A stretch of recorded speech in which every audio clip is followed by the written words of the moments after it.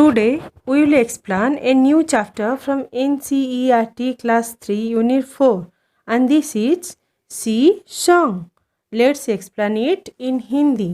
And इसकी explain करने से पहले कुछ वर्ड्स देख लेते हैं, वर्ड एंड मीनिंग। फाउंड पाया, कर्ली घुंघराले, पिक्ड उठाया, सैंड रेत, कोल्ड ठंडा, सेल समुद्री सिपियाँ, सरप्राइज्ड हैरानी, true such. Have you ever collected shells? Enjoy this poem about shell that sings.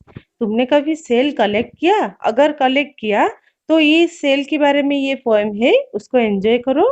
जो सेल सिंग करता है, गाना गाता है, सी song.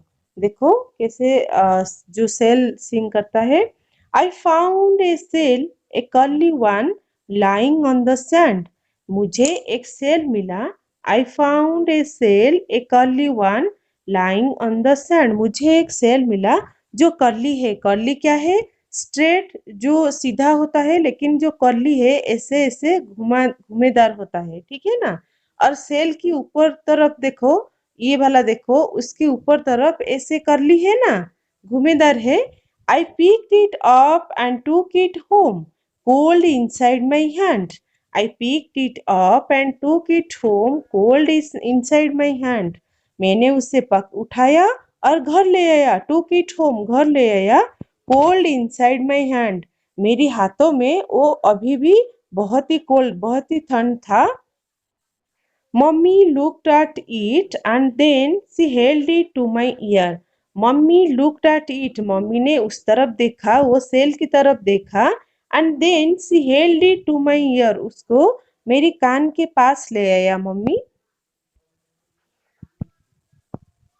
And from the sail there came a song, soft and sweet and clear. And from the sail, ओ shell से, there came a song, एक गाना आ रहा था। मम्मी ने जब मेरी कानों के पास लाया वो सेल को, उसी सेल से एक गाना आ रहा था। Soft and sweet and clear, वो बहुत ही सॉफ्ट था, स्वीट मीठा वाला गाना था। एंड क्लियर, पूरी क्लियर सुनाई दे रहा था। I was surprised, I was surprised, मैं आश्चर्यचकित हो गया। आई लिसन हार्ड, मैंने और पास लेकर और गौर से सुना कि एक्चुअली उसमें से गाना आ रहा है या कुछ और है। But it was really true, लेकिन वो पूरी की पूरी सच था कि उसमें से ही गाना आ रहा था। I wish you would find a nice big shell and hear it singing too. I wish you would find a nice big shell, मैं ये सोच रही थी कि तुम लोगों को भी एक बड़ा बड़ा सेल मिले and hear it singing too, तुम लोग भी उसकी गाना सुन पाओ।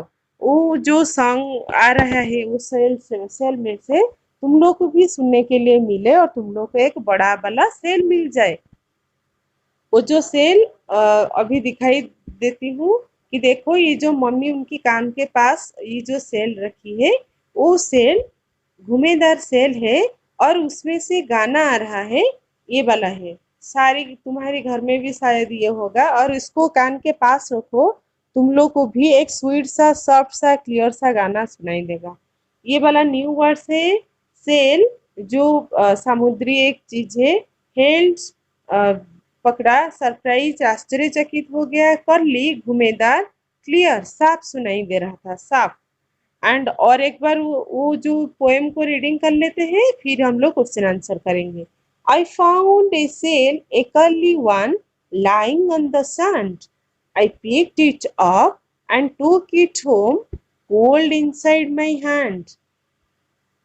Mummy looked at it and then she held it to my ear, and from the sail there came a song, soft and sweet and clear. I was surprised. I listened hard, but it was really true. I wish you'd find a nice big sail and hear it singing too. ये हमारा poem था जो discussion खत्म हुआ। तो अभी हम लोग उसकी क्वेश्चन आंसर के पास जाएंगे।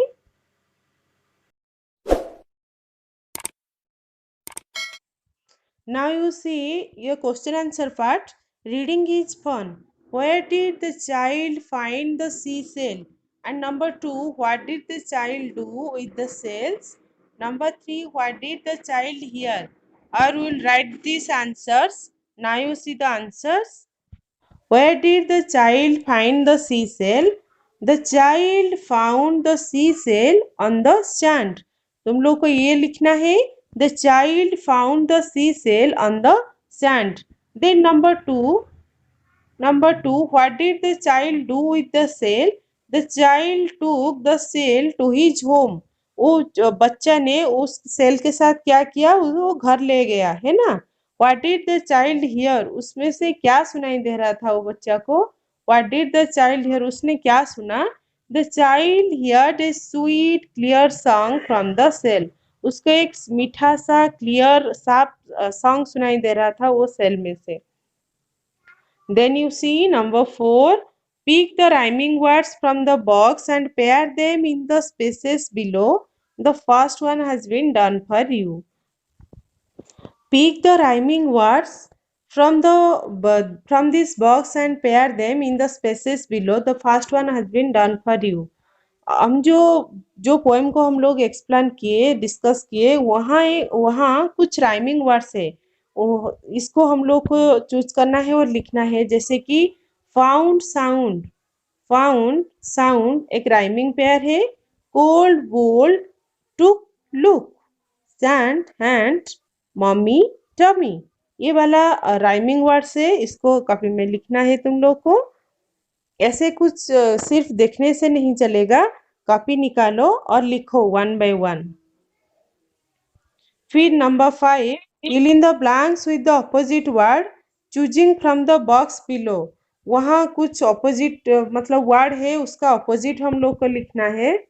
जैसे देखो, found lost, hard soft, inside outside, true सच फॉल्स झूठा, स्वीट मीठा सा, बिटर उसके ऑपोजिट है bitter, pick drop, took give, big small बड़ा छोटा, केम वेंट आना जाना, कोल्ड ठंड गर्मी हॉट, कर्ली घुमेदार straight, tall short.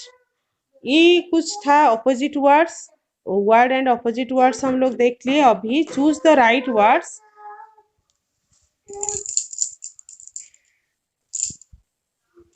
The sea is very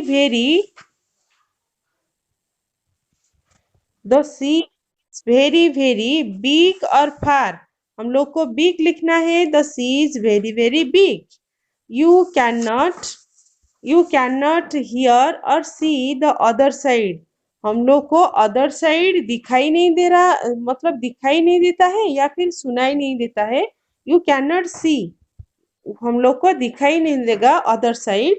you can और कैन नॉट क्रॉस द सी, हम लोग सी को क्रॉस कर पाएंगे या नहीं कर पाएंगे.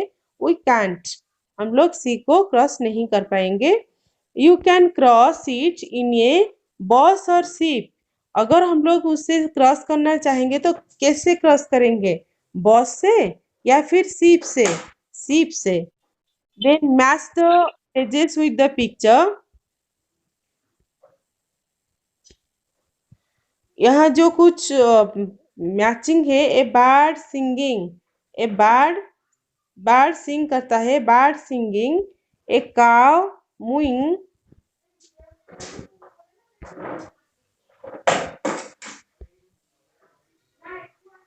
a cow mooing, a phone ringing, a dog barking, a cock crowing.